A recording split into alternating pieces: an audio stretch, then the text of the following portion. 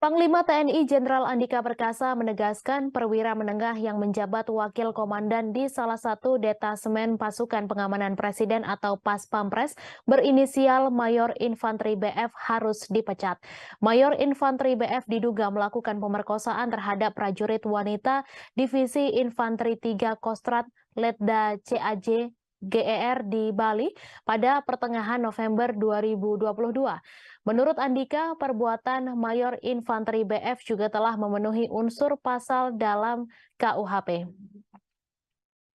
Ia juga menegaskan tak ada kompromi atas tindakan Mayor Infanteri BF.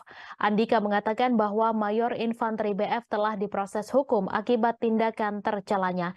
Selain itu, Andika menyampaikan bahwa Mayor Infanteri BF sudah ditahan dan telah ditetapkan sebagai tersangka.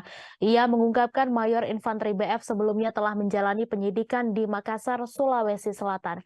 Penyidikan dilakukan di Makassar karena korban merupakan prajurit yang bertugas di Divisi Infanteri 3 Kostrat. Andika mengatakan bahwa kasus ini akan ditarik dan ditangani langsung oleh Pusat Polisi Militer TNI. Sebelumnya diberitakan seorang perwira menengah yang menjabat wakil komandan di salah satu detasmen Pas Pampres berinisial Mayor Infanteri BF diduga melakukan pemerkosaan terhadap prajurit wanita Divisi Infanteri 3 Kostrat Letda CAJ. Berdasarkan informasi yang dihimpun, dugaan peristiwa pemerkosaan tersebut terjadi di Bali pada pertengahan November 2022. Peristiwa ini pun telah dibenarkan Panglima TNI Jenderal Andika Perkasa. Andika menyebut bahwa Mayor Infanteri BF telah diproses hukum akibat tindakan tersebut. Andika menyampaikan bahwa Mayor Infanteri BF sudah ditahan dan telah ditetapkan sebagai tersangka. Andika juga menjelaskan bahwa Mayor Infanteri BF sebelumnya telah menjalani penyidikan di Makassar, Sulawesi Selatan. Penyidikan dilakukan di Makassar karena korban merupakan prajurit yang bertugas di Divisi Infanteri 3 Kostrat.